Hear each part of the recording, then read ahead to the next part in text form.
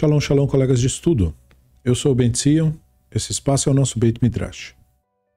E hoje nós voltamos para mais um dos estudos que já é tradicional por aqui, estudo do Sefer Torah Min HaShamayim Be'aspaklaria Shel Dorot. Torá Celestial, tal qual transmitida pelas lentes das gerações. Obra-prima do Rabino Avraham Joshua Heschel, Zer Tzadik Kadosh Livracha. E nós estamos no capítulo que fala sobre os ensinamentos concernentes a Shekhinah e as ideias tradicionais passadas sobre isso pelas duas principais escolas de pensamento, a escola do Rabino Akiva e a escola do Rabino Ishmael.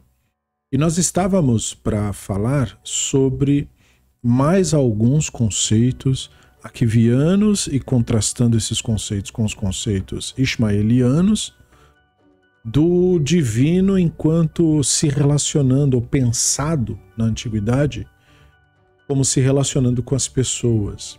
E nós estávamos para falar de um parágrafo cujo título é If my people does not enthrone me on earth. Se o meu povo não me entronizar na terra, que tinha uma visão própria da parte do Rabino Akiva e outra da parte do Rabino Ishmael. Então, hoje nós daremos continuidade para isso, eu estou com o livro aqui, mas eu colocarei também a leitura do parágrafo na tela para aqueles que podem e gostam de nos acompanhar. Quero agradecer a nossos Havrutot, sem os quais o Beit Midrash Livre não existiria. Se você gostaria também de participar e se tornar colaborador no Beit Midrash, isso é absolutamente voluntário, afinal é uma mitzvah, você pode fazer isso pelos meios que estão indicados aí na tela. Beseder, Tzedekule Mitzvah, a todos os nossos colegas que permitem que o Beit Midrash continue. E também você é convidado, se quiser, a nos acompanhar no Facebook. Nós temos uma página ali onde textos são postados e, eventualmente, quando alguns dos nossos vídeos como esse são convertidos em áudio, é por lá também que eles são divulgados. E você pode participar se você quiser. Por lá também é possível entrar no nosso grupo no Telegram para perguntas e questionamentos e prosseguimento no estudo por aqui no Beit Midrash. Ceder? Então, vamos dar início entrando no nosso texto de hoje. If my people does not enthrone me on earth. E neste parágrafo, Heschel continua nos apresentando a visão do Rabino Akiva, dizendo o seguinte: na escola do Rabino Akiva, a ligação do divino com Israel é de empatia íntima. Então, quando ele fala escola, ele quer dizer escola de pensamento, que era o estilo, a visão de mundo nutrida pelo Rabino Akiva e posteriormente por seus colegas, colaboradores, todas as pessoas envolvidas em manter aquela visão de mundo das coisas.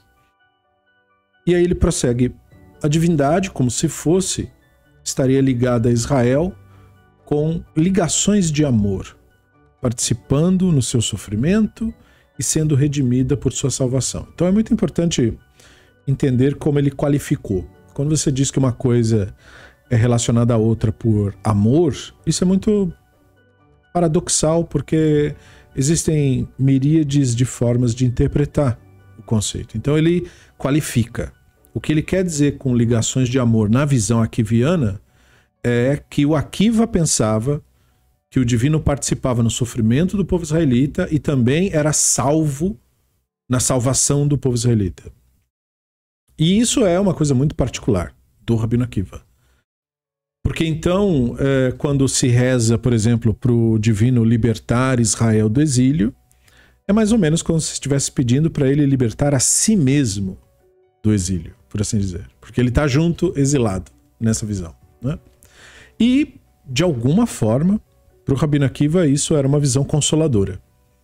É como uma pessoa estar aprisionada, mas consolar-se pelo fato de que o Deus para o qual ela reza para libertá-la da prisão está preso junto com ela. Como se estivesse fazendo companhia.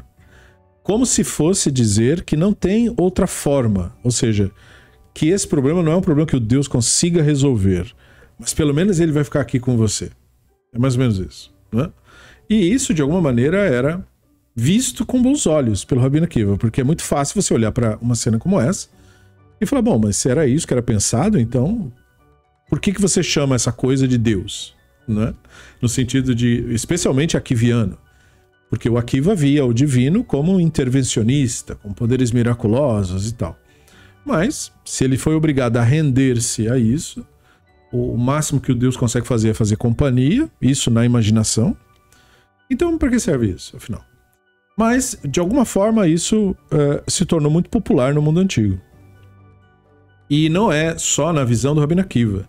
As seitas apocalípticas do Segundo Templo nutriam muito essa visão de uma ideia de divindade impotente, incapaz de resolver os problemas diretamente, mas cuja crença nesta ideia fortaleceria, por assim dizer, as pessoas para suportarem seus sofrimentos, mesmo que sem apresentar solução para estes sofrimentos. Escher continua. Tal ligação pertence à dimensão íntima do coração.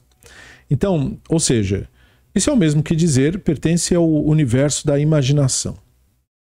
Porque também, de novo, essa expressão dimensão íntima do coração é um eufemismo para os pensamentos, para aquilo que a pessoa acredita. E aquilo que a pessoa acredita faz parte do universo da sua imaginação. O que você acredita é indistinto do que você imagina. Você só imagina, você tem um conglomerado de ideias e você dá a estas ideias um nível de importância por sua própria conta. Não significa que essas ideias tenham nenhum tipo de importância e muito menos que tenham qualquer reflexo na realidade, mas uma pessoa se permite acreditar ou nutrir tais ideias.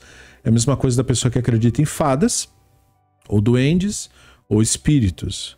Não há no mundo real nada que corrobore nenhuma dessas crenças. Mas é uma escolha da pessoa adotar estas ideias, estes pensamentos. E ao nutrir estes pensamentos, ela cria uma ligação com eles dentro da própria imaginação. Então Escher prossegue. Mas outros sábios viam a ligação como um imperativo moral.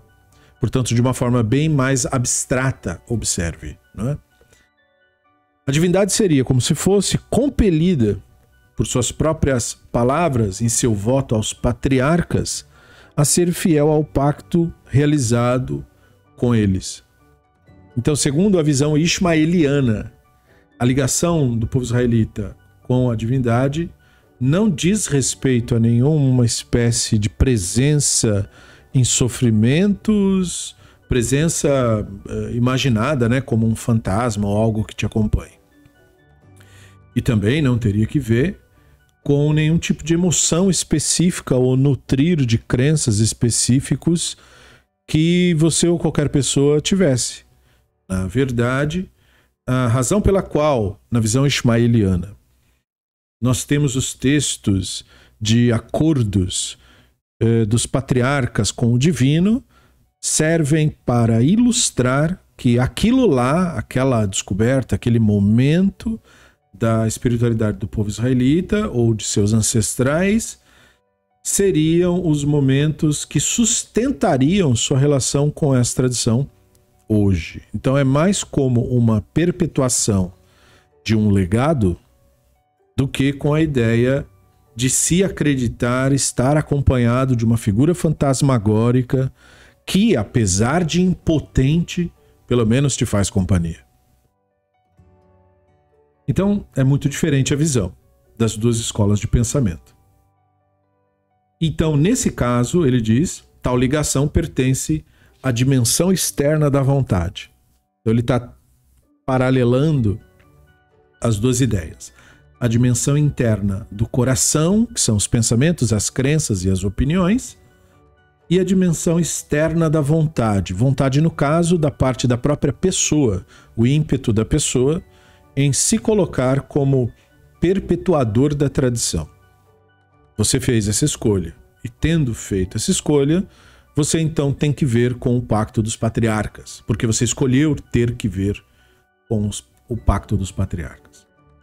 Então, ele inclusive enfatiza isso agora dizendo, o primeiro ponto de vista lida com o patos divino, né? Então, patos, né, o termo grego, da onde vem patologia e tal, tem que ver com a ideia de afetação divina, com a ideia de que a divindade, e nesse caso serve para qualquer tipo de teologia, então as divindades seriam afetadas pelo que acontece no mundo, que era basicamente a visão aquiviana, que é basicamente a visão mística, porque nestas visões teológicas, a divindade é uma entidade, um ser físico, que tem um corpo feito de seja lá o que for, e que é afetado de alguma forma, e nesse caso sendo afetado pelas pessoas.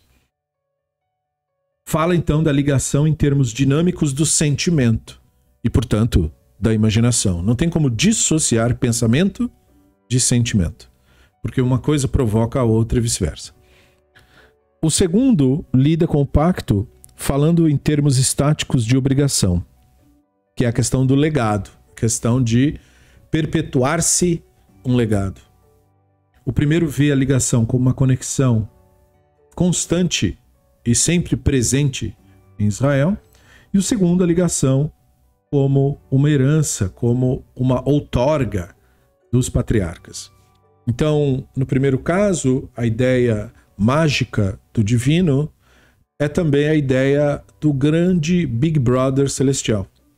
Isso você pode ver em qualquer tipo de seita fanática, qualquer tipo de religião fanática, e é claro, a nossa está inclusa nisso, em pensar a divindade como um grande supervisor celestial, incessante, implacável e impossível de se negociar, e a razão pela qual as narrativas da ala fanática da nossa religião e também de outras religiões apresentarem a divindade como uma espécie de psicopata celestial, um ditador celestial que está o tempo todo vigiando sobre as pessoas. Isso gera um impacto emocional muito forte, especialmente em adolescentes, que são ensinados, são doutrinados a pensar que estão constantemente sendo vigiados. E aí, quando seus instintos naturais, seus hormônios, enfim, tudo aquilo que tem que ver com esta fase, com esta idade, se manifestam,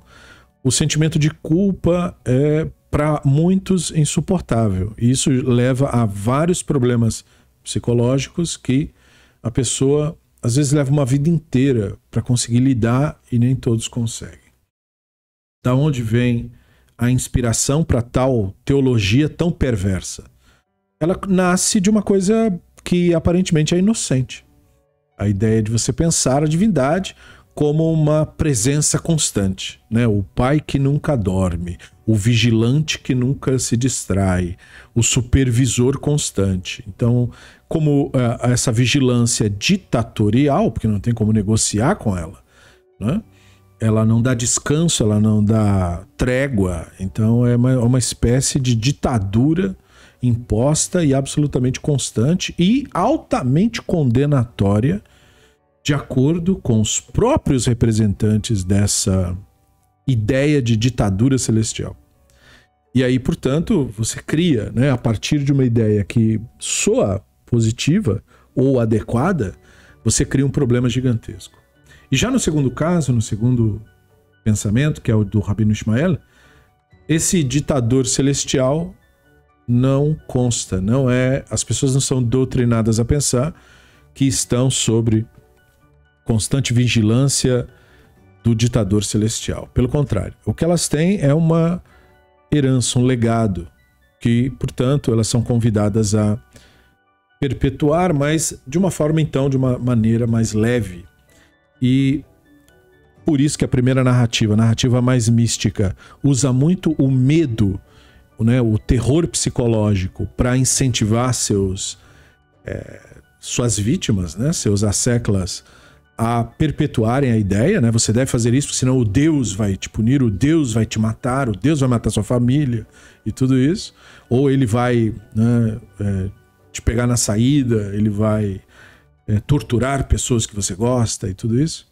exatamente como acontece em todo tipo de ditadura e sistema autoritário de governo, que para estas pessoas é o governo ideal, né? Por isso a ênfase num reino, que era uma linguagem muito comum no mundo antigo, mas que obviamente não caberia em períodos modernos, mas cabe ainda no discurso fanático, porque o desejo pelo poder absoluto, pela autoridade absoluta, é algo bastante cobiçado por essa ala da religião. Essa coisa de poder mandar e desmandar, decidir quem vive e quem morre arbitrariamente. Então a ideia de um reino, né, de um império, é muito desejada por esses grupos.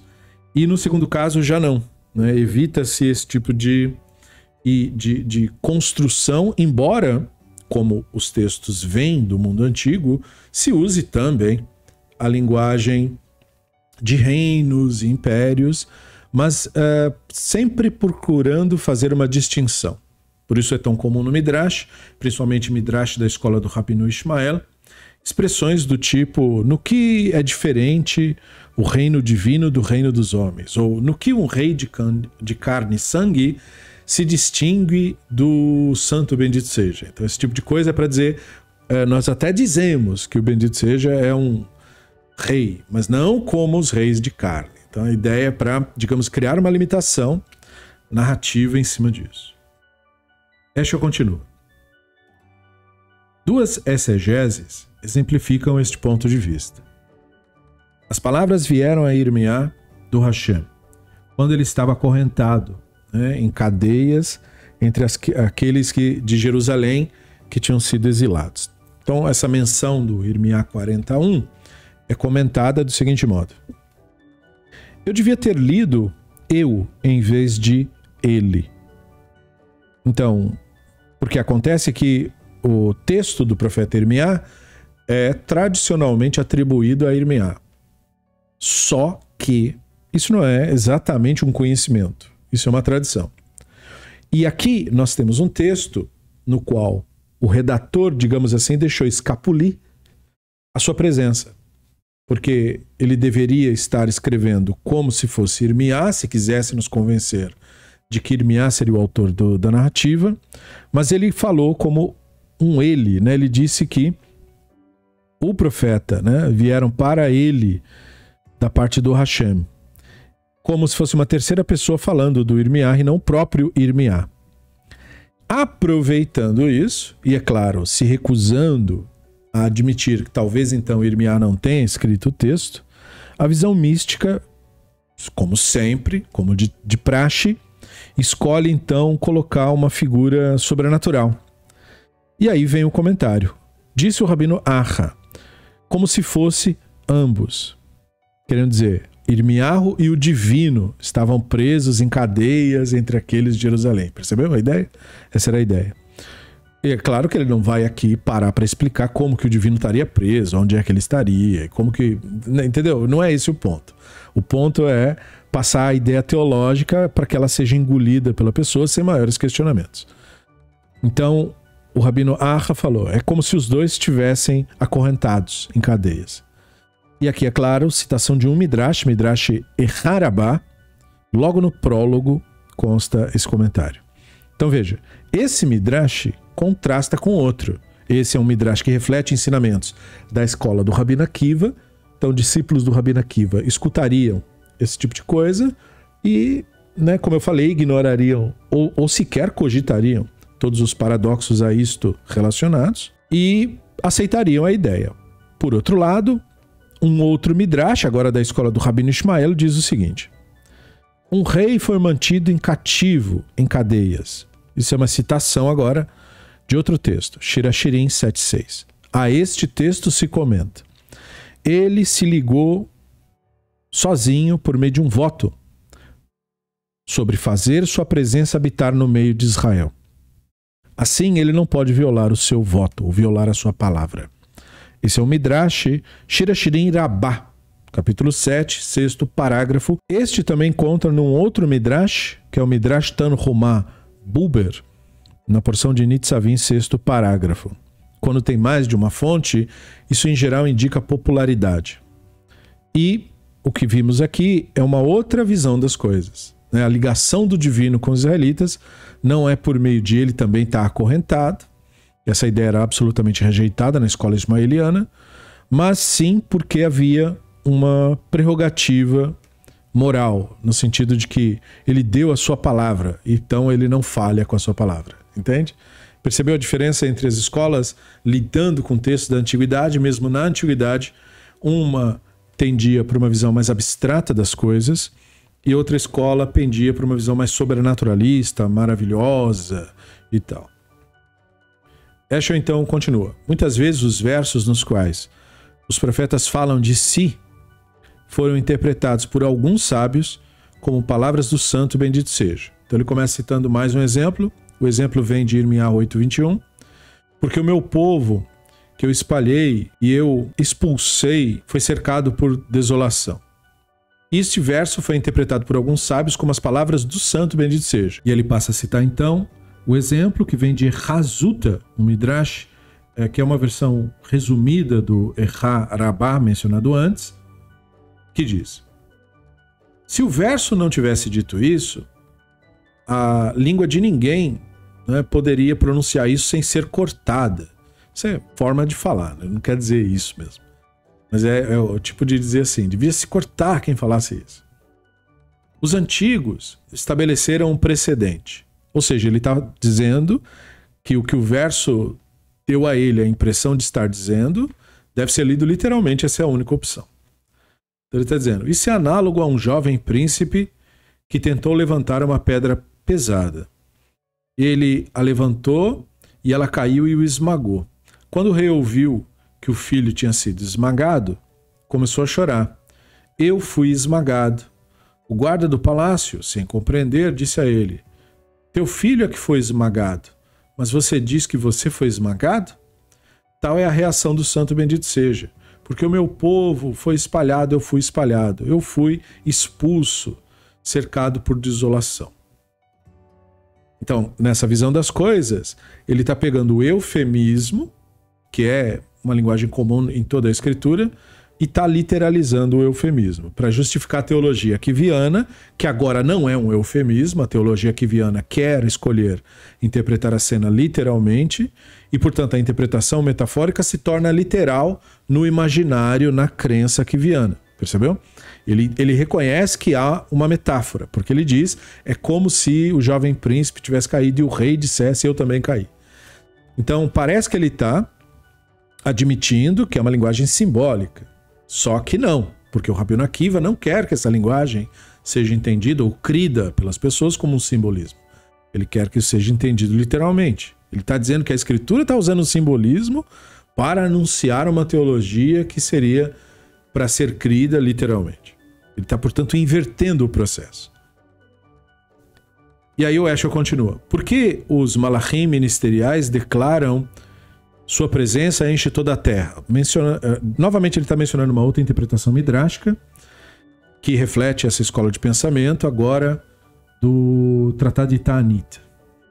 Então ele diz assim, isso é citação de Shayahu 6.3, né?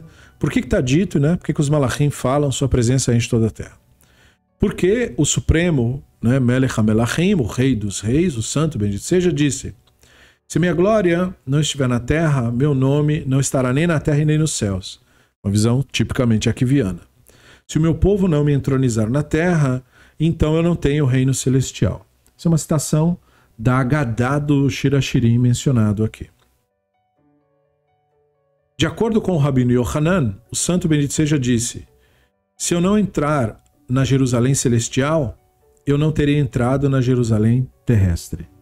Então isso é Hazuta novamente.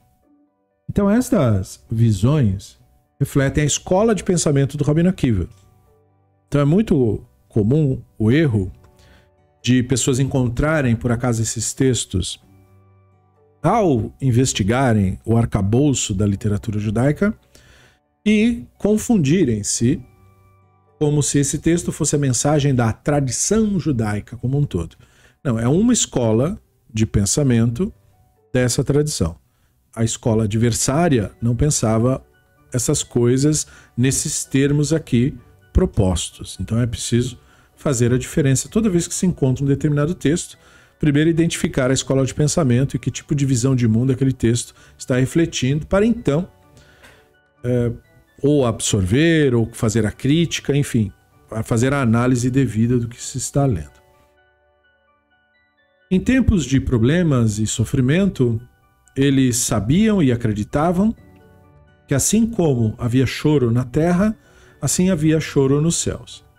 Então, novamente, é a mesma ideia que eu mencionei no começo, sobre você se consolar com a ideia de que o divino estaria, por alguma razão, sofrendo junto com as pessoas. E esse tipo de ideia, uma ideia muito típica das seitas apocalípticas do período do Segundo Templo, encontrou morada e lugar no pensamento aquiviano, no pensamento de que o divino sofreria com os israelitas, o que não resolve o problema propriamente dito e também contradiz a narrativa intervencionista, a ideia do divino como uma força mágica que resolve o problema dos outros. Nesse caso, o divino não resolve o problema de ninguém, ele só assiste você sofrer e não faz nada, mas pelo menos ele está ali com você e isso de alguma forma é para ser um consolo, porque a visão aquiviana é aquela que depende totalmente da ideia de recompensa no mundo mágico. O Akiva interpreta o mundo vindouro de uma maneira totalmente diferente da visão ismaeliana, já que na visão ismaeliana o mundo vindouro é construído pelas mitzvot que são praticadas agora. Você é parte da construção do mundo vindouro quando você escolhe o caminho, da justiça, da bondade, etc.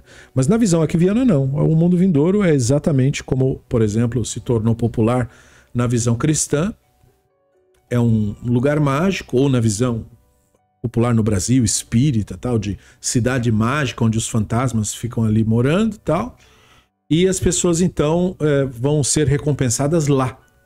E aí, portanto, elas teriam que suportar o sofrimento delas, porque elas seriam recompensadas lá. O que é um precedente, abre um precedente para tiranos, ditadores e exploradores no mundo inteiro. Não é à toa que essa ideia se tornou popular em vários governos, porque é uma maneira de você convencer as pessoas pobres de não lutarem para mudar suas condições. Afinal de contas, elas receberão uma grande recompensa quando elas estiverem mortas.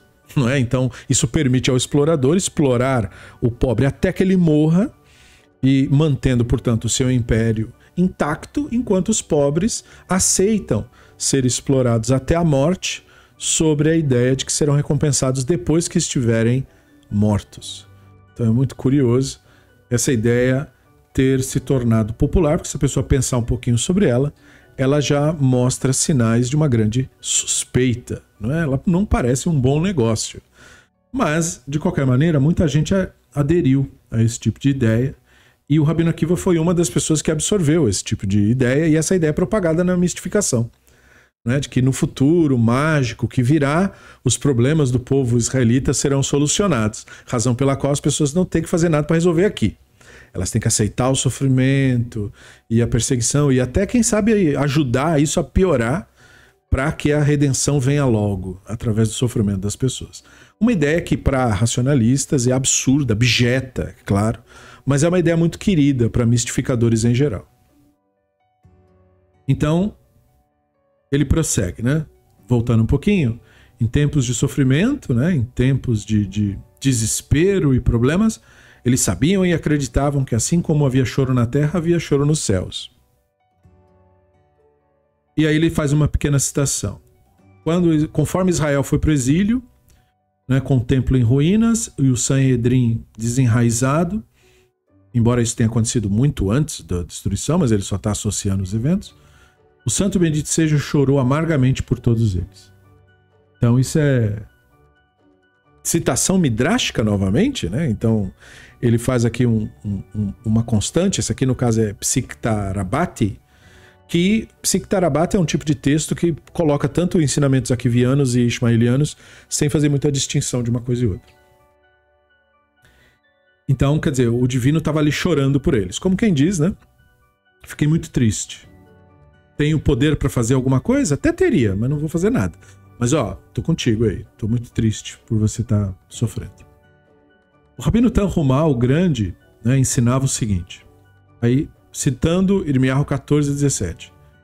E você fala para eles assim: né? Que os meus olhos, deixe que os meus olhos escorram lágrimas, né? Dia e noite eles não cessarão. Agora, o texto não foi explícito sobre se o profeta estava falando meus olhos corram lágrimas ou não. E desde que ele prossegue dizendo dia e noite eles não cessarão, a carne e o sangue não pode chorar dia e noite. Ou seja, está ignorando a linguagem metafórica. Todo mundo fala isso, na verdade, mesmo desde a antiguidade, né? Olha, chorei. É como a gente dizer assim, chorei a noite inteira. Nunca literalmente, né? Isso é só um eufemismo para dizer chorei muito. O profeta está usando exatamente a mesma linguagem. Mas o místico, quando interpreta, ele escolhe não fazer isso quando é conveniente. Então agora, entendeu? O comentarista está fazendo vista grossa ao fato dele saber do eufemismo, da hipérbole, e está dizendo, não, como literalmente isso não é possível, então a única possibilidade é interpretar isso sobrenaturalmente, percebeu? E assim nós concluímos, ele diz, como se fosse um raciocínio lógico, que o verso está falando do choro do santo, bendito seja ele, que é uma declaração que para um racionalista não faz nenhum sentido, porque cadê o corpo para ter o choro? Né? Portanto, é aquele que não dorme. Então essa ideia de que Deus chora, né, encontrou lugar na teurgia, né? Ou seja, em todo ensinamento místico, cabalístico, a ideia de que quando você... E isso é muito perigoso, porque assim, quando você está na seita, você constantemente confunde os seus próprios sentimentos com o divino, entende? Então o líder religioso dessa seita, que por acaso se emociona e chora, será interpretado pelas vítimas dessa doutrinação de que é o Deus que está chorando ali naquele momento. Percebeu? O Deus que está chorando. Por quê? Porque o líder religioso está chorando. Isso é extremamente perigoso, porque pode até ser num caso bonitinho, como esse, de uma pessoa, né, tá chorando e tal, emocionado com alguma coisa, e a pessoa atribuir isso ao divino. Só que o problema é que quando aquele líder religioso estiver com raiva e odiar alguém, isso também será confundido com o divino, como aconteceu recentemente em Israel, de rabinos ortodoxos dizendo que odeiam outros grupos, porque esses rabinos que eles odeiam estão envolvidos com o sionismo ou com a modernidade, ou com o liberalismo. Então eles devem ser odiados. E isso é interpretado pelos seguidores da seita como o Deus estar odiando. Então veja, sempre nasce de uma coisa que aparentemente é inocente. Você está dizendo, o Deus chora porque você está triste. Mas o problema é como isso se traduz na concretude na seita. E a tradução geralmente não é muito boa. Geralmente os resultados são bastante nefastos, né? Então, note aqui onde nós estamos nisso, né? E o texto prossegue, agora entrando em mais um ponto importante, que é onde nós falamos da ideia de aflições divinas. E o Heschel diz assim, por acaso essa doutrina, né, aquiviana, que nós vimos até aqui, não diminui, né, a nossa imagem, o nosso conceito do divino e limita a nossa crença na onipotência?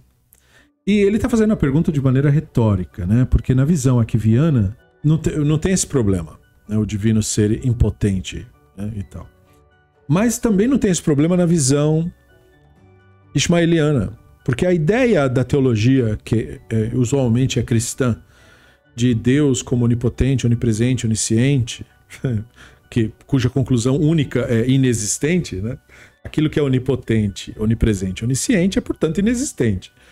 Mas essa doutrina, essa teologia, não é uma teologia judaica de qualquer maneira, né? Então ele está aqui usando uma linguagem retórica no livro, porque é muito popular essa ideia de pensar o divino como onipotente, onisciente, onipresente, um atrás do outro. Isso, na verdade, é uma coisa que já tinha sido contradita por Epicuro, 5 séculos antes da Era Comum, né? O famoso paradoxo de Epicuro.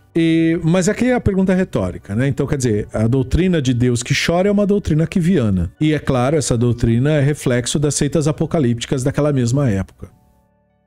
Além do mais, nós vamos dizer que o Elohim de Israel, né? Aquele que é a fonte do poder da nação e da coragem da nação, precisa que Israel lhe dê força. E é claro que dentro da visão mágica e mística, sim, entende? Porque esse é o conceito todo da religião e da teurgia. Exatamente como acontece, por exemplo, nas crenças mágicas da antiguidade, em vários grupos e povos, de uma ideia de que há uma dimensão, por assim dizer, que nos separa dos deuses.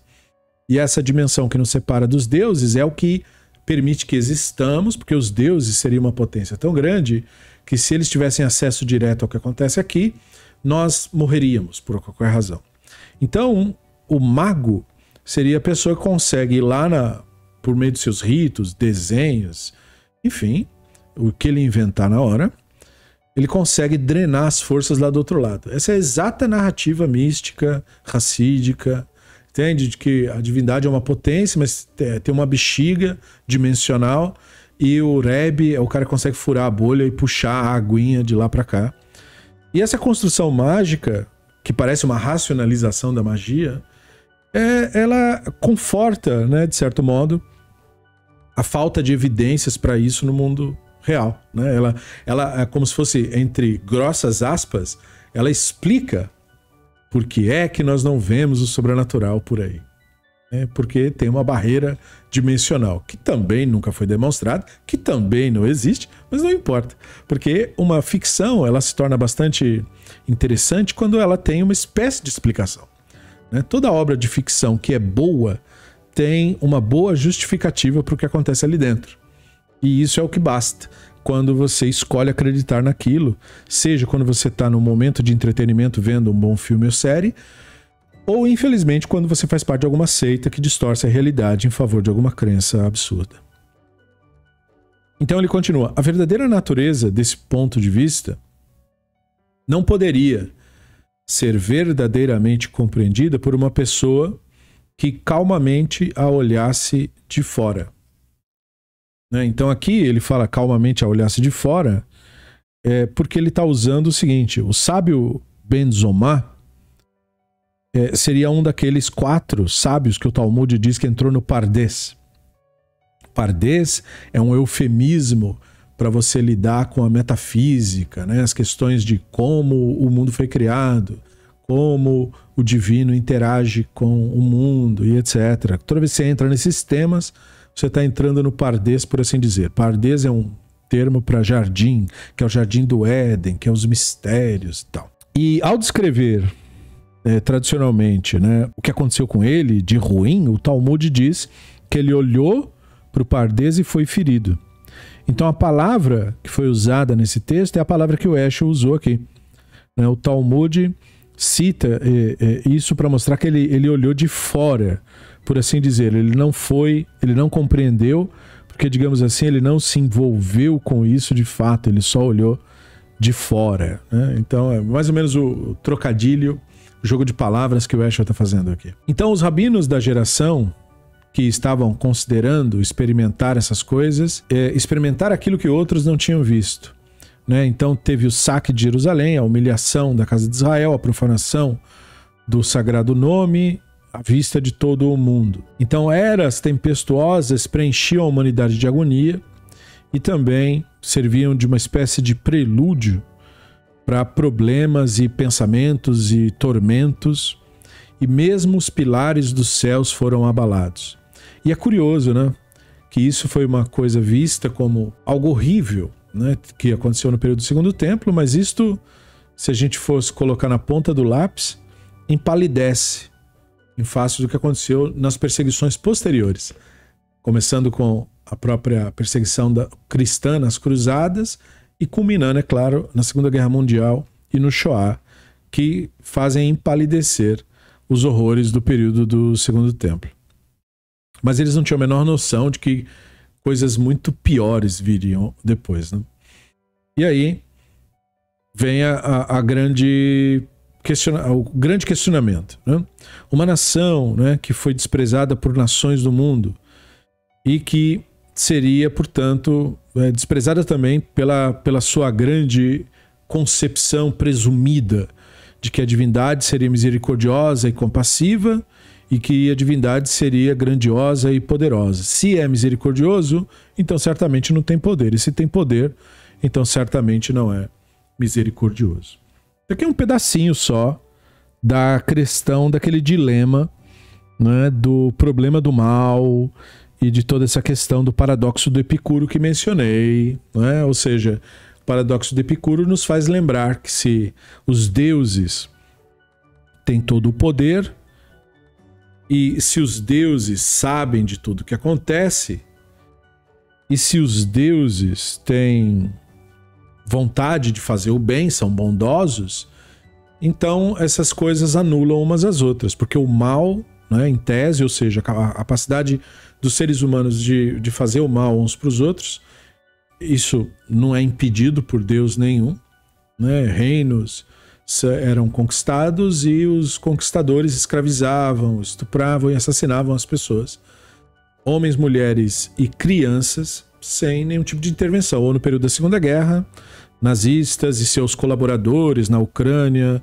na Romênia, na Polônia, assassinavam especificamente crianças, mulheres, idosos, sem nenhum tipo de intervenção divina. Pelo contrário, eles faziam aquilo em nome do Deus que eles acreditam, e tanto eles quanto os seus sucessores intelectuais louvam os assassinatos e tudo aquilo que aconteceu sem nenhum tipo de intervenção por parte de nenhuma força mágica e tal. Então, se há nessa potência algum tipo de misericórdia, então ele é impotente para fazer alguma coisa, como nós, né, que temos empatia, nós que temos, os que têm empatia, mas não tem exatamente o poder de ir lá intervir e impedir que o mal aconteça. Se tivesse, faria, mas não tem esse poder.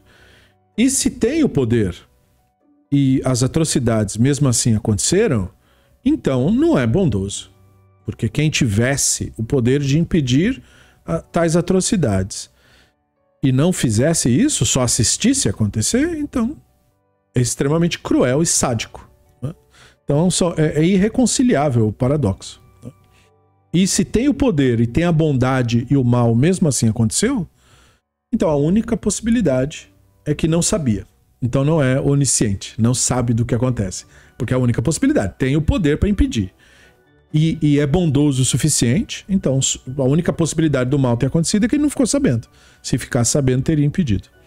Então perceba que esse paradoxo ele nega completamente essa crença. E é claro, a religião ela faz uma escolha, né? A religião preferiu imaginar a divindade como um sádico, né? Então você vê rabinos ortodoxos em Israel defendendo a tese de que as atrocidades do Shoah ocorreram porque as pessoas não seguiam a religião ortodoxa.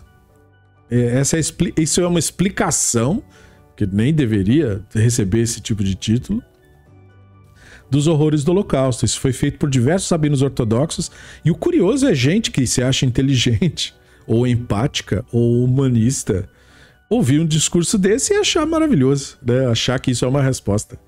Dizendo, tá, agora tá explicado. Quer dizer, como que tá explicado? Né? Então quer dizer que crianças foram assassinadas porque os pais não seguiam a religião? Não é? Quer dizer, isso é... Ou que o psicopata celestial assassina e tortura pessoas da forma mais cruel que se pode imaginar porque a religião dele não foi seguida ou porque os líderes religiosos não foram obedecidos. Isso é de uma perversidade que é tão indescritível quanto os horrores do próprio Shoah. Então, note, né, da onde que vem esse tipo de ideia. Então ele fala, finalizando ali, poderia alguém, né, manter a opinião de que o santo bendito seja, ele tem empatia, né, mas ele não pensa a respeito, ele não avança, ele não toma atitude? E a resposta é sim, né? A resposta dada pelos grupos fanáticos é sim. O divino vê o sofrimento e é indiferente a isso, né? No sentido de que aquela pessoa vai ser recompensada depois que morrer ou alguma coisa desse tipo. Ou o fantasma dela está sendo salvo por meio da tortura que ela está vivendo. Uma doutrina que o cristianismo popularizou, já tinha popularizado há muito tempo, mas que a ortodoxia adotou, né, como solução desses paradoxos. Que é uma péssima saída, diga-se de passagem, é um absurdo, né? Agora, na escola do Rabino Ishmael, né, porque até agora estávamos falando da escola Kiviana e mostrando o seu reflexo no pensamento místico atual. Agora, na escola do Rabino Ishmael eles expuseram: quem é como tu, Elohim, entre os poderosos? A expressão hebraica usada para se falar isso é Ba'elim, né? Shemot 15:11. Isso é explicado do seguinte modo: quem é como tu, Elohim, entre os mudos? Uma outra maneira de ler Baelim, porque as letras hebraicas são as consoantes, não tem escrito as vogais, né? Então, em vez de ler Baelim, também dá para ler Bailmin. Bailmin, então, significaria: quem é como tu, Elohim, entre os mudos? E aí, a escola do Rabino Ishmael diz: quem é como tu, que vê a humilhação dos teus filhos e ainda fica em silêncio?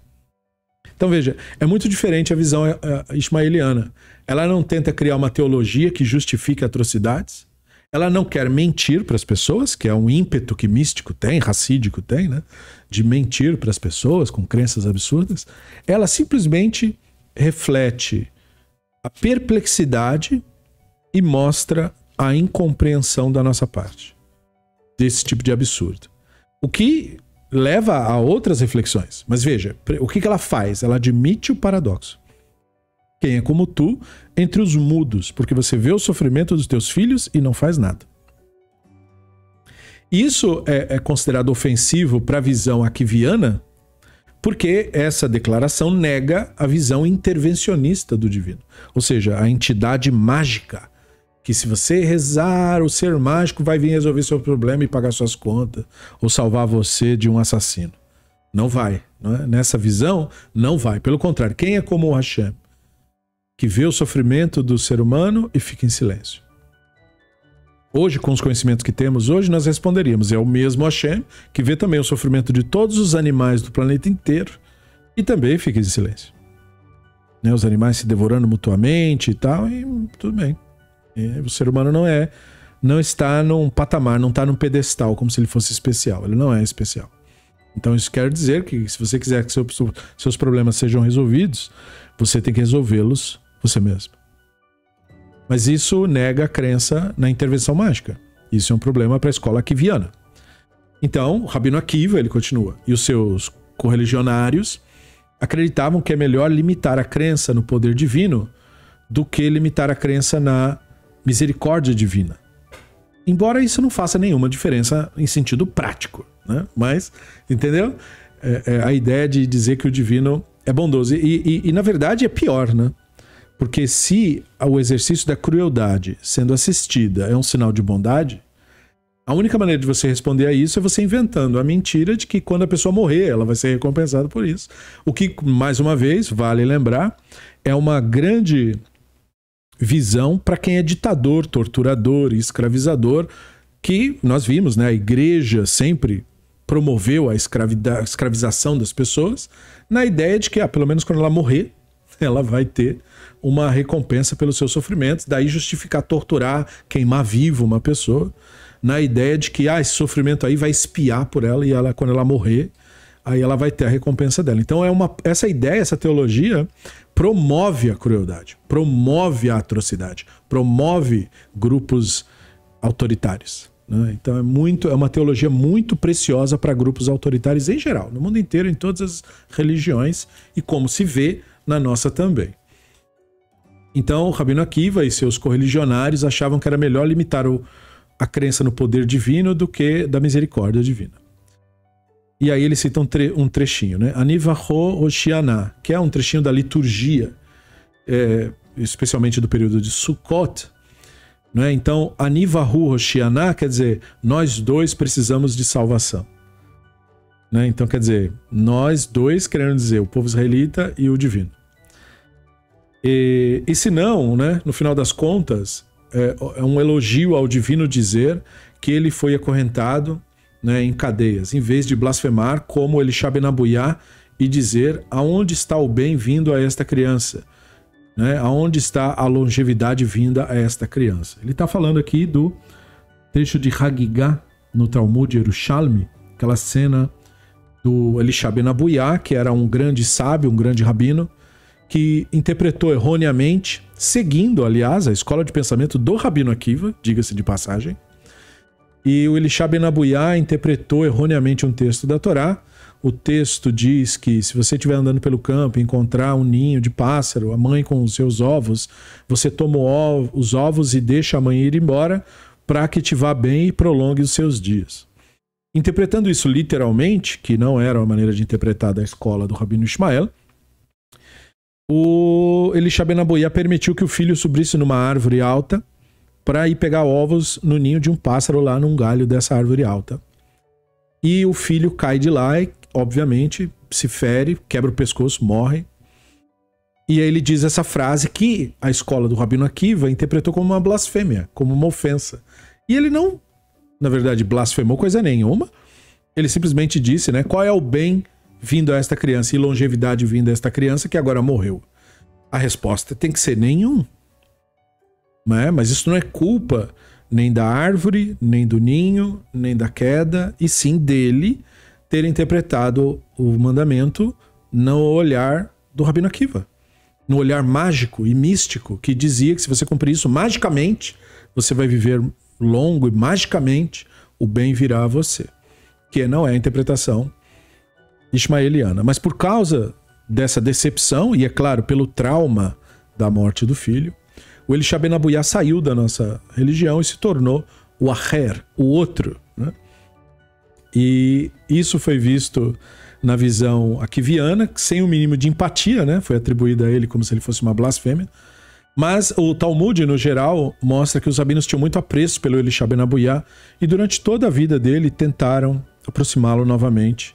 Ou seja, não o consideraram uma pessoa abjeta, nada disso. Ele era uma pessoa muito querida, mas que teve esse trauma aí, praticamente, para muitos, insuperável, né? Porque um trauma é um dos maiores traumas que um pai ou mãe pode ter. E o Rabino Akiva, portanto, o Eshel agora justifica, tenta um pouco nos explicar, né? O Rabino Akiva via o mundo por meio das lentes do patos divino. Isso é para mostrar por que ele não teve empatia aqui pelo Elisha Ben Abuya. Ele perdeu um filho, né? Quer dizer, você não tem a menor sensibilidade. Então o Eshel tenta nos mostrar, né? Não é bem que ele era um monstro, não é como são em geral os fanáticos, mas que ele via o mundo pelas lentes do patos divino, pela afetação divina. Veja, ele não conseguia ver a cena do ponto de vista social, do ser humano que estava ali, que perdeu um filho e que estava triste, não. Ele só conseguia enxergar por essa lente das próprias crenças, que é a lente do patos divino, e que é mais ou menos como funciona também na nossa religião, a ortodoxia. Não consegue ver as pessoas ou o mundo como é, mas tem um bloqueio, que é essa lente de crenças, ideias e opiniões que o Eshel aqui eloquentemente chama de o patos divino, essa afetação divina, né? E, portanto, é como se o Rabino Akiva tivesse cegado a si mesmo com a própria teologia que ele criou, e assim também feito com os seus seguidores, que não conseguem lidar com a vida real, com o mundo real, por meio dos acontecimentos reais. E isso explica muito do comportamento atual de fanáticos religiosos da nossa religião e também de outras religiões. Por que essas pessoas parecem que vivem num outro mundo? Porque, de fato, elas estão num outro mundo dentro da própria imaginação. Há uma lente de pensamentos, crenças e opiniões que bloqueia o acesso desta pessoa mentalmente ao mundo real que todos nós compartilhamos. Então ele continua, mesmo ocorrências naturais apenas eram expressas por meio de aflições celestiais. E agora ele cita mais um exemplo desse extremo. Também vem de um Midrash, Shemot Rabbah 29. Então o texto diz, Baltza perguntou ao Rabino Akiva, como ocorrem terremotos? Ele respondeu, quando o santo bendito seja contempla os templos idólatras e o seu culto, desfrutando paz e prosperidade no mundo, e vê o seu templo destruído nas mãos dos idólatras, ele fica com ciúme e começa a rugir. Imediatamente os céus e a terra tremem. Como está escrito, e o Hashem rugirá de Tzion, gritará alto de Jerusalém, e os céus e a terra tremerão. Ele fez uma citação do Yoel 4,16, interpretando literalmente, veja só, não é? E dando uma explicação completamente absurda para a origem dos terremotos, não é? E mais absurda ainda é a atribuição. Quer dizer, o que é o divino na visão do Rabino Akiva? Uma entidade mágica que seria responsável por fazer a manutenção, a criação e a manutenção do mundo, dos céus e da terra. Essa entidade mágica é impotente. Ela é impotente porque o templo foi destruído, o povo israelita foi exilado, e por causa disso o divino está triste porque o templo dele está destruído, mas os templos idólatras estão de pé e estão muito bem. Ele tem poder para resolver isso? Aparentemente não, porque a única coisa que ele consegue fazer sobre isso é sentir ciúme, então veja, né? E começar a rugir e gritar como uma criança birrenta. E ele não resolve o problema. Né? Ele não vai lá, por exemplo, né, como entidade mágica e ditador celestial, ele podia muito bem ir lá, destruir todos os templos idólatras, deixar só o dele de pé e problema resolvido. Mas ele não faz isso, né? Então, ele dá essa explicação. É claro que nós desculpamos o Rabino Akiva por explicar erroneamente terremoto. Nem ele, nem o Rabino Ishmael, nem ninguém que viveu no mundo antigo tinha a menor ideia de por que ocorrem terremotos. Hoje nós sabemos que existem 3 causas para o terremoto, 3 causas básicas, né? O desabamento, o vulcanismo e o tectonismo, né? São os abalos sísmicos que hoje nós sabemos que são as causas. Principalmente as principais causas de terremotos são o movimento das placas chamadas placas tectônicas, que são as placas que estão cercando o núcleo da Terra. E essas placas se movimentam, mesmo que elas se movimentem em pequenos centímetros, causam grandes movimentações aqui em cima, porque o nosso planeta é gigantesco e nós somos criaturas muito pequenas, né? Então, essa também é causa para tsunamis e uma série de outros fenômenos geológicos que hoje são conhecidos pelos pesquisadores. Então, é claro que essa explicação do Rabino Akiva é absurda. É claro, como que o misticismo sai pela tangente? Ele vai dizer que ele está falando de coisas espirituais, entendeu? É a causa espiritual do terremoto, o que não ajuda em nada o argumento, porque, de qualquer maneira, atribui ao divino né, ser mais ou menos um Donald Trump celestial, uma criança birrenta que grita quando não fazem as coisas que ele gosta. E também não resolve o problema, né? No caso que ele poderia resolver o problema, ele não resolve o problema. Mas, de alguma maneira, isso soa muito bem para os discípulos do Rabino Akiva, para a escola de pensamento mística, para Hassidismo, isso soa maravilhoso. Isso é um grande ensinamento, né? Mas, é claro, para escolas de pensamento mais racionais da tradição, isso é um absurdo, isso que o Rabino Akiva diz. Mas tudo bem, é o que ele disse, é o que ele pensava. E o mesmo pensamento foi expresso por Amoraim de formas diferentes, ele explica. Ou seja, essa ideia do Rabino Akiva, que era um rabino do século II, ela prosseguiu em gerações posteriores, ano 300, ano 400 e tal, período dos Amoraim. Eles disseram, e agora ele faz mais uma citação, dessa vez que foi registrada, perpetuada no Tratado de Berachot 59a. Quando o santo bendito seja ele chama os seus filhos e o seu sofrimento entre as nações do mundo, né, lembra dos seus filhos e do seu sofrimento entre as nações do mundo, 2 de suas lágrimas caem no oceano e a reverberação é ouvida de um canto a outro da terra. Então, ou seja, acontece um tsunami porque a lágrima caiu em cima do oceano. Percebeu? Uma visão bastante da mitologia grega, né? Os deuses têm um pedaço do corpo cortado, cai no mar, cria-se um monte de coisa. Aqui é a mesma coisa. Agora, é claro, de novo, né? Isso é claramente uma tentativa mística de explicar fenômenos, né? O mar está agitado porque o Deus está chorando, percebeu? Mas isso cabia muito bem na visão akiviana das coisas. Quando o santo bendito seja, mais uma citação, quando o santo bendito seja se revelou a Moshe por meio do arbusto, diz para ele, você não percebe que eu habito em sofrimento, tal qual meu povo habita em sofrimento? Né? A mesma doutrina akiviana. Saiba que ao falar com você do meio do arbusto, eu participo do sofrimento. Ou seja, sei lá, ele é espinhado pelos espinhos do arbusto? Enfim. Né? Então, quer dizer, é como se eu estivesse sofrendo. Isso está no Shemot Rabbah 2.5. É como se eu estivesse sofrendo por estar aqui nesse arbusto. Tá vendo? Eu tô aqui, tá me pinicando, tudo. Então, eu tô sofrendo junto. Não é? Quer dizer, não seria mais adequado ele estar lá junto com os escravizados, levando chicotada também? Enfim, né? Ele escolheu essa forma porque talvez seria meio exagerado colocar o Deus levando chicotada também. Embora esse tipo de ideia ganhou popularidade em seitas apocalípticas do período do Segundo Templo, como todo mundo sabe, né? A ideia do Deus que vira gente, leva chicotada, é espancado e assassinado, é uma ideia muito popular. Então veja que parte dessa ideia ganhou morada na visão akiviana, na visão mística. Então não é à toa que há uma forte similaridade, né, das crenças racídicas e cabalísticas com o próprio cristianismo, especialmente na versão original do cristianismo, na versão católica do cristianismo. Há uma similaridade muito grande, né, desses dois grupos ideológicos. E aí o trecho do Terrilim 22 é citado, né?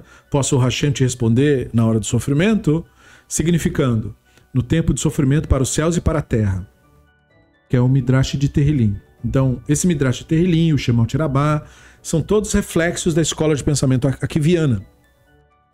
Agora, se o santo bendito seja, continua Eshel,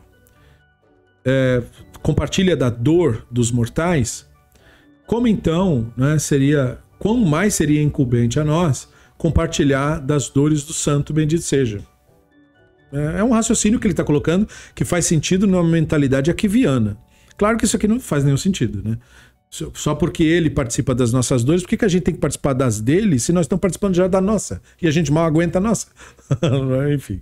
Mas, entendeu? Na mentalidade akiviana, aquela coisa de você criar equivalência.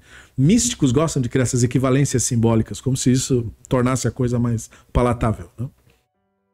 E aí ele continua. Além do mais, onde quer que haja miséria no mundo, se deve saber que a miséria é no alto, assim como a miséria é abaixo. Isso é meio que para você manter uma narrativa do sentido de que, olha, o Deus quer resolver os problemas. E o que leva imediatamente a perguntar, então por que não resolve? Mas enfim. E foi aparentemente esta ideia que o Rabino Elazar Akapar, que era um rabino da geração do Rabino Yehudá Anassi, o que fez a Mishnah, aludiu quando ele disse: todo aquele que liga o nome dos céus, a sua dor terminará tendo o dobro do sustento. Então essa ideia propagada por místicos, né, pelo Maharsha e vários outros, ou seja, é um jeito diferente de você dizer suporte o seu sofrimento, que você vai ter uma recompensa porque o Deus está sofrendo junto com você e de alguma forma isso vai ser resolvido e tal. Isto é, quando uma pessoa suporta a dor, ele está conectando dor ao mundo superior por meio disso. Para quê? Sei lá, para espiar, para resolver, para ter recompensa depois que morrer, enfim. E isso de fato entrou na liturgia, né, no modo de reza de Israel. Senhor do mundo, eles gostam de traduzir Senhor do universo, mas não existe o conceito de universo em nada na literatura judaica antiga. Porque eles não tinham conceito de universo, né, na literatura antiga. Então eu sempre corrijo esse tipo de leitura das coisas, porque isso é obviamente incorreto. Ninguém nunca chamou Hashem de Senhor do universo, em lugar nenhum na literatura. Ele era chamado de Melech Haolam, Rei do mundo. E é isso, né? Nada de universo. Então, o Senhor do mundo poderia ser que você tem prazer quando nós temos sofrimento? Você é aquele que escreveu, eu estarei com ele no sofrimento. Texto do Terrilim 91:15, né? Agora, eu estou em sofrimento. Você pode, né, estar agradado com isso? Então, isso é uma Agadat Bereshit.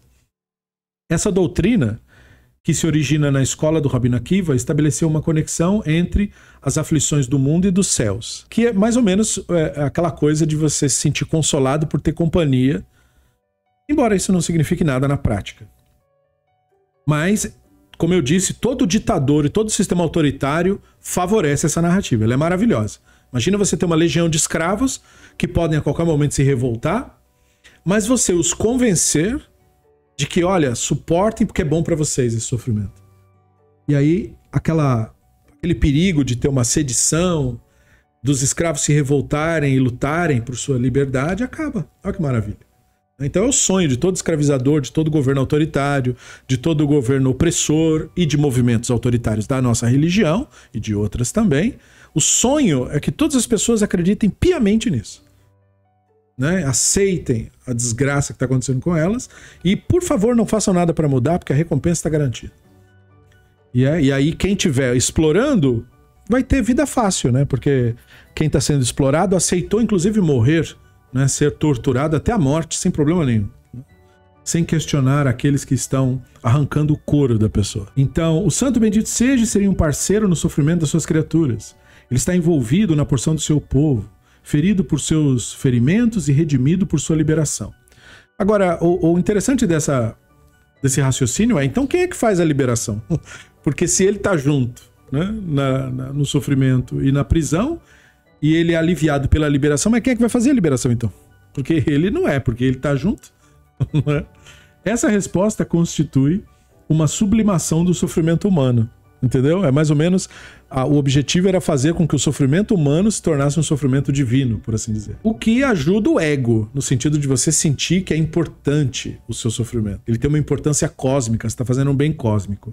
Mas para fins de aliviar o sofrimento humano de fato, não serve para nada essa doutrina. E ela eleva a miséria do sofrimento acima e além da dimensão humana, procurando anular as aflições dos mortais perante as aflições dos céus. Como se todo o sofrimento que você passasse na sua vida não significasse nada, na verdade. Né? Porque alguém que é bem mais importante que você, a aristocracia, né? O reino e, no caso, Deus, ele está sofrendo. Então, o que o seu sofrimento é perante o sofrimento do Deus? Não é nada. Você devia aguentar o seu sofrimento, porque o Deus, que é muito mais importante que você, está sofrendo também. Né? E como que você vai consolar ele? Percebeu? Então, no fundo, ela pode ganhar um tom bastante perverso, essa narrativa, porque então ela vai diminuir o valor do seu sofrimento. Porque perante o sofrimento do Deus, o seu não vale nada. Olha aí o perigo. Então, o povo de Israel foi exilado 2 vezes da terra de Israel. Primeiro as 10 tribos, e então as tribos de Judá e Beniamim. Qual foi a reação do Elohim ao sofrimento dos israelitas? 3 respostas foram dadas para essa questão. De acordo com alguns sábios, o santo bendito seja lamentou e disse: sozinha está a cidade. O Rabino Yohanan disse: quando as 10 tribos foram exiladas, a divina presença participou na sua angústia.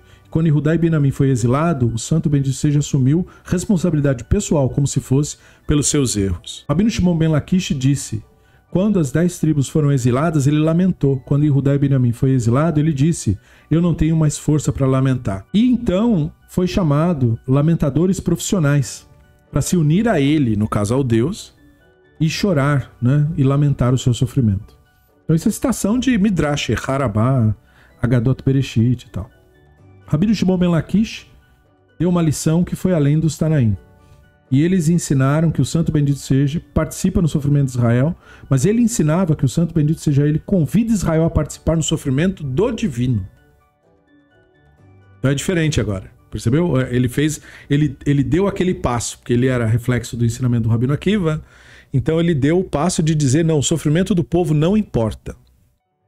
O que importa é que, como o templo está destruído e o rito da religião não é mais feito, quem está em sofrimento é o divino, e nós temos que participar do sofrimento dele. Percebeu que coisa bizarra? E é muito bizarro porque ninguém, em todas essas explicações, apresentou, e como que ele vai resolver isso? Porque eu não resolvo porque sou impotente. Isso é um motivo de eu não resolver. Né? Eu não posso derrotar o exército romano, eu não posso impedir os antissemitas de cometerem pogroms e massacres e tudo isso. Eu não posso fazer isso sozinho. Mas ele pode, no caso, essa entidade imaginada pelo Rabino Akiva. Por que ele não faz então? Ninguém responde, todo mundo pula essa parte, percebeu? Só coloca que ele está em sofrimento. Muitos sábios tentaram suavizar o decreto do exílio. Alguns procuraram fazer isso tentando explicar uma ideia de lógica. Né? Porque o Eshel fala logicamente, mas não é bem isso. Né? Então, qual é a explicação lógica? Por nossos erros fomos exilados da nossa terra. Então é uma explicação lógica no sentido de que essa explicação, por exemplo, é adotada pelo Maimônides e estressada, não é? Ou seja, o Maimônides não vai só no termo genérico, né? Nós fomos exilados por nossos erros, mas ele vai no específico. Que erros? O erro de se ocupar com astrologia. Em vez de se ocupar com a defesa do território, boa administração do país, bem-estar social, preparar as pessoas para serem soldados competentes para enfrentar forças adversárias e criar um sistema de defesa no território de Israel, os israelitas se ocupavam com misticismo, com astrologia, que era exatamente o que os judeus estavam fazendo na Europa na época do Maimônides. Né? Em vez de se ocupar com aquilo que presta, com aquilo que edifica, com aquilo que gera mais inteligência e capacidade e de compreensão do mundo e de lidar com esse mundo, não, eles estavam procurando astrologia, magia, cabalá e toda essa bobagem. E então o Maimônides fez essa alfinetada no sentido de dizer: foi por isso que nós fomos exilados e, portanto, como nós continuamos, cometemos o mesmo erro, é por isso que nós estamos ainda exilados. Né? Mas aqui não, perceba, né? Nós somos exilados, quer dizer, pelos nossos erros, mas sem especificar quais. Alguns, entretanto, procuraram aceitar as aflições por amor. Né? Então, agora, embora ele está fazendo um salto no tempo aqui, voltando para o século II, para a época do Rabino Akiva, ele que fez isso. Da sua parte, ele não se rebelou contra as aflições. Pelo contrário, uma pessoa tem que estar mais feliz com as aflições do que com os consolos, disse o Rabino Akiva no Sifrei Vait Hanan. O que fazia todo sentido dizer isso na época dele. O Império Romano já tinha derrotado a ideia dele, né? O Rabino Akiva foi o cara que apoiou o Bar Kokhba, dizendo que o Bar Kokhba era uma Shia.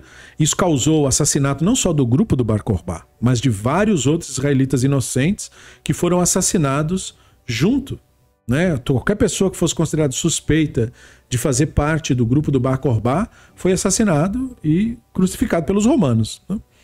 E, portanto, o plano do Rabino Akiva de redenção mágica saiu pela culatra total, né? E aí, lógico que seria da parte dele dizer que você tem que ficar feliz com os sofrimentos, porque ele não só viveu um período de sofrimentos, mas ele ajudou os sofrimentos a aumentar, né, para os israelitas. E ele respondia acreção para si mesmo, né? Qual é o significado dos sofrimentos? Ele mesmo respondia. Eles são ambos nosso e dele. A salvação é tanto nossa quanto dele, falando do divino. Aquele que perguntasse por que esse exílio veio sobre nós, deveria receber a resposta: sobre nós e não sobre ele? Aquele que remove o Elohim da comunidade e nega a própria essência da fé. E isso é a ideia dele, né? No caso, essa é uma ideia atribuída, inclusive foi perpetuada na liturgia judaica, na Haggadah de Pesach, na cena do filho perverso, aquele que se exclui da comunidade, né? O filho perverso é aquele retratado desse modo. Isso é um reflexo da doutrina akiviana, né? Então, aquele que diz, segundo o Rabino Akiva, que Deus não está sofrendo junto, não entendeu a crença no judaísmo. Então, para o Rabino Akiva, a crença no judaísmo é uma crença mágica, mística, que vê o divino como uma entidade mágica, porém impotente, empática, porém incapaz, e que os judeus no exílio devem ficar esperando a redenção. Quer dizer, por isso, muitos que são aderentes dessa doutrina akiviana são anti-sionistas, porque o sionismo é eu, enquanto pessoa, enquanto israelita, tomar uma atitude de não mais ficar sofrendo as perseguições antissemitas, né, como ocorriam na Europa, e estabelecer um território para que eu exista nele, me defenda a minha própria existência e tal. Não tem que ver necessariamente com religião, perceba. É uma autoafirmação do meu direito de existir no mundo como todo mundo. Foi assim que surgiu a ideia. Depois ela foi cooptada por grupos fanáticos e virou sionismo religioso, que é um absurdo completo, mas que ele nasce secular, ele nasce como um direito de autoafirmação, de existência, de parar de ser vítima de constante perseguição. Mas os que se opõem com base nessa doutrina akiviana, não é? Que o papel do judeu que sofre é suportar esse sofrimento, aceitar esse sofrimento e acreditar que o Deus está sofrendo junto com ele. Então, assim, como Deus está sofrendo junto com ele, ele se consola com isso, porque não resolve problema nenhum na questão prática, mas que aí vem a promessa de futura redenção, né? No futuro Deus vai se redimir, no futuro tal. Se a gente virar bastante fanático na religião, se a gente virar gente bem bitolada mesmo, pode ser que o Deus nos redima. E esse pessoal acredita piamente nisso, vive essa doutrina diariamente. E é assim que eles propagam. E a ala fanática, aos poucos, foi abandonando essa ideia, porque ela é uma ideia muito absurda, sem abandonar as outras doutrinas do Rabino Akiva, que também são absurdas como essa, são derivadas dessa, na verdade. Mas aí a ala fanática adota, né, digamos, 70%, faz um pick and choose daquilo que o Rabino Akiva fala, não pega tudo que ele fala. Isso é uma das coisas que é rejeitada, né? Porque se for seguir mesmo, tem que ser de fato antisionista. Se for seguir de fato, né? Mas aí eles, não, mas o outro Rabino disse, não sei do que, eles tentam inventar novas histórias para justificar. Mas a doutrina do Rabino Akiva era muito clara. Você tem que aceitar o que acontece e não fazer nada a respeito disso para que você mereça, sei lá, uma redenção mágica futura. Mas nós ainda não temos uma questão não resolvida, pergunta o Eshel, né? E essa questão não resolvida é porque há uma óbvia contradição, né? Em você dizer que acredita numa divindade que tem toda a potência, pode fazer qualquer coisa, com poderes mágicos, como os rabinos charlatães em Israel costumam pregar cura, né? Teve o negócio da Covid, né? Não foi só em grupos evangélicos que teve gente vendendo feijão mágico para curar Covid, não. Mas Israel também teve isso daí. Acho que com perfídia até ainda mais descarada, né? Era uma gravação em áudio que curava doenças e tal, uma coisa detestável que é feita, mas que é muito popular por lá, tanto quanto é por aqui. Não tem uma contradição, né, de você acreditar num ser mágico que resolve seus problemas e acreditar que ele também precisa ser salvo? Talvez a solução para isso teria sido dizer o seguinte: assim como o Criador, cuja glória enche o universo, lembrando que no mundo antigo não tinha esse conceito, né? Contraiu sua Shekhinah entre as duas barras da arca para poder revelar suas palavras a Moshe, porque nessa visão o divino é um ser físico que aumenta e diminui, né? Então, entendeu? Isso aqui é Kabbalah, a ideia de que o útero divino contraiu para poder parir o mundo, entende? E não é uma metáfora o útero divino, é um útero, né? É um homem de útero, porque nesse caso a Kabbalah vai dizer que o divino tem aspecto masculino e feminino e tal, aquela coisa toda.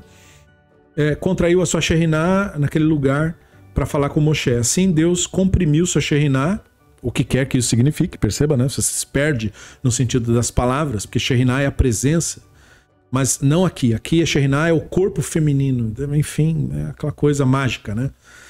Na história de Israel, para que ele pudesse ser revelado à sua nação escolhida, e foi para o exílio junto com ela.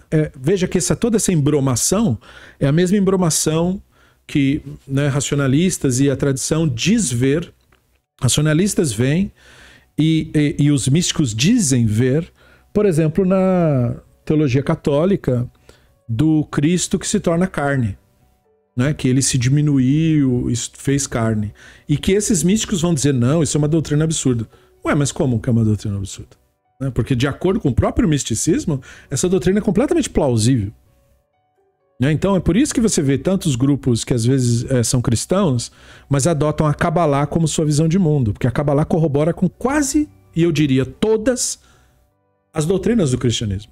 Todas elas. Porque como a Kabbalah é um conglomerado de crenças místicas que herda de seitas apocalípticas, né, da antiguidade, e corrobora isso com a gnose e faz toda a salada que faz para absorver essas crenças e colocá-las dentro do judaísmo, que culminou nos hasidismos e no movimento fanático da nossa religião, as crenças são exatamente as mesmas, perceba, né? O divino se contrai para estar junto com Israel no sofrimento. Lá no cristianismo, o divino se contrai para passar pelo sofrimento e redimir a humanidade. É a mesma história contada por grupos diferentes, perceba, né? Entre misericórdia e poder, misericórdia tem precedência. A misericórdia dos céus não tem limite. Como se isso fosse um elogio aqui nessa construção, né? Mas basicamente é o quê? A entidade mágica veio sofrer junto conosco. Ai, que bom, né? Resolveu? Não. Resolve agora? Também não. Mas olha aí, a gente está acompanhado, como se fosse isso. Certamente essa doutrina não é uma canção de alegria, principalmente para nós racionalistas, não é, né? Mas então os tempos não foram feitos para canção. Porque o Heschel era um dos que achava bonito, né? Há uma poesia por trás disso daqui. As criaturas divinas estariam se afogando em sofrimento e você esperaria um canto. Ele está fazendo um paralelo com um texto que consta, né, de uma cena do Midrash onde os egípcios estão se afogando e aí os malachim querem cantar e aí o divino fala, meus filhos estão se afogando e vocês querem cantar? É mais ou menos esse o jogo de palavras que ele fez ali. Essa doutrina é de lamento e de sofrimento, mas um lamento que contém grande conforto. E pode ser um pouco incompreensível para quem é uma pessoa mais racional, como que isso conforta? Já que isso não resolve o problema nem no presente e nem provê uma perspectiva de melhora futura. Mas na visão daquele que substitui a sua visão da realidade pela visão das crenças, conforta, porque a pessoa está se imaginando acompanhada pelo Deus, né? Como grupos cristãos também, que quando enfrentam situações de sofrimento, recebem promessas mágicas que, olha, no futuro, magicamente vai resolver o seu problema, mas o ser, o espírito está com você aí. E a pessoa se sente consolada como se ela acreditasse estar acompanhada. É mais ou menos o mesmo efeito psicológico aqui, né? Você está acompanhado pelo Deus no sofrimento que você está passando. Não vai resolver nada, mas vai te consolar internamente e isso pode ajudar, pelo menos a acalmar a pessoa, assim, né? Para além de qualquer coisa. E isto é uma outra questão mundana, diz o Heschel, que foi elevada, né? Que foi feito um paralelo criado acima. Eles ousaram olhar, e ao fazer isso, eles encontraram que as dores da nação foram de fato paraleladas, né, postas em paralelo com as dores do Criador. Assim, em vez de carregarem o próprio sofrimento, eles estavam compartilhando as aflições dos céus. E o próximo texto, né, o próximo parágrafo vai falar: façam expiação por mim, que é um prosseguimento dessa doutrina aquiviana.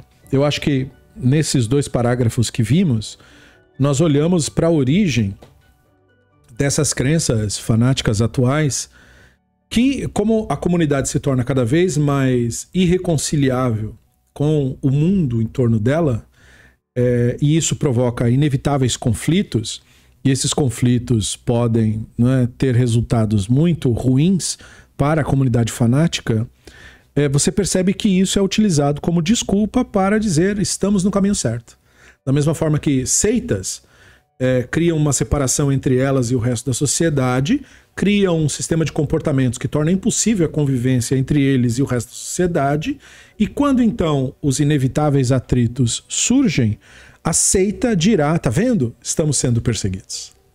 Então aqui você vê o mesmo fenômeno, a origem do mesmo fenômeno dentro da nossa tradição. Foi a partir de ideias que o Rabino Akiva construiu para suportar o seu próprio tempo e os sofrimentos que ele enfrentou na sua própria época, que os grupos fanáticos então cooptam esses ensinos para criarem as barreiras que eles hoje sustentam de separação entre eles mesmos e o resto do mundo, e nutrindo essas teologias que, à primeira vista, uma pessoa poderia encontrar algum tipo de positividade, achar bonito, achar poético, mas os resultados práticos não são positivos. São bastante negativos, bastante prejudiciais para a comunidade como um todo, tanto a comunidade fanática, quanto também a comunidade não fanática que tem que conviver com ela, como acontece agora no Estado de Israel, mas também, nós sabemos, no restante do mundo.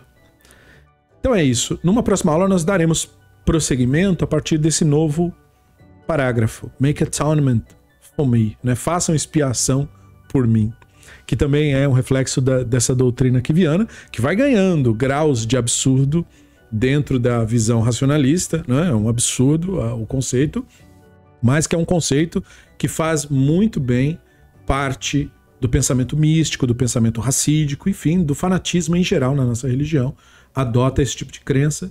E como você vê, agora nós estamos contemplando a origem dela e como que isso escalou, né? Não nasceu exatamente como é apresentado hoje, mas ali foram colocados os fundamentos que deram origem ao que é dito hoje. Ficamos por aqui. Então, muito obrigado pela sua atenção, se você acompanhou até aqui. Não se esqueça de se inscrever no nosso espaço para as próximas aulas serem acompanhadas por você, caso você deseje. Não deixe de deixar o seu like, isso ajuda na promoção do material. E até um próximo estudo. Leitraut.